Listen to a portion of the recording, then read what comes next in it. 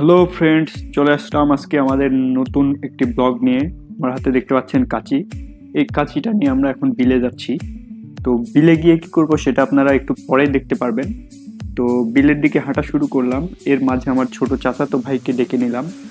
সে অনেক মজাদার একটি ছেলে। তো আমরা হাঁটা শুরু করেছি। দেখতে পাচ্ছেন এটা আমাদের একটি জমি। জমির চারিধার দিয়ে মেহগনি গাছ রোপণ করা আছে। আমাদের দিকে বর্ষা মৌসুমে ডুবে যায়, আবার বর্ষার শেষে পানি আবার নেমে চলে যায় এখন বিভিন্ন ধরনের ফসল করার সময়। তো দেখতে পাচ্ছেন আমরা সামনে এগিয়ে যাচ্ছি। এটা একটি পুকুর, বিশাল আকৃতির পুকুর, অনেক বড় বড় মাছ হয়। আমাদের মেহগনি গাছ ধরে এগিয়ে যাচ্ছি, যাওয়ার পরে সামনে দেখতে পাচ্ছেন পুরো বিল কিন্তু ফসলে ভরা।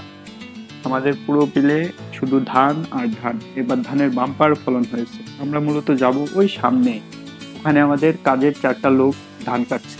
তো আমিও মূলত আজকে ধান কাটতে যাব। এরই ফাঁকে আমার চোখে পড়লো আমাদের একটি সেই বড়ই গাছ। দেখতে পাচ্ছেন আমার বিচ্ছু ছোট ভাইটা চলে এসেছে। সে আমার কাছে সব সময় থাকে। তো ওকে একটি পোজ দিতে বলছিলাম। দেখেন হাঁটা শুরু করেছি আমরা। চারি সাইডে কলার গাছ, প্রাকৃতিক দৃশ্য। গ্রামের পরিবেশটা খুবই সুন্দর। আমার সবচেয়ে বেশি গ্রাম পছন্দ। এই পুরো মাঠটা শুধু ধান আর ধান। এই যে কালো ধান দেখতে পাচ্ছেন, এটা হচ্ছে পোলাওয়ের ধান বলা হয়। এটা থেকেই পোলাওয়ের চাল উৎপাদন হয়। আমরা চলতে চলতে, দেখতে দেখতে, হাঁটতে হাঁটতে একটি আমাদের জমিতে চলে আসলাম।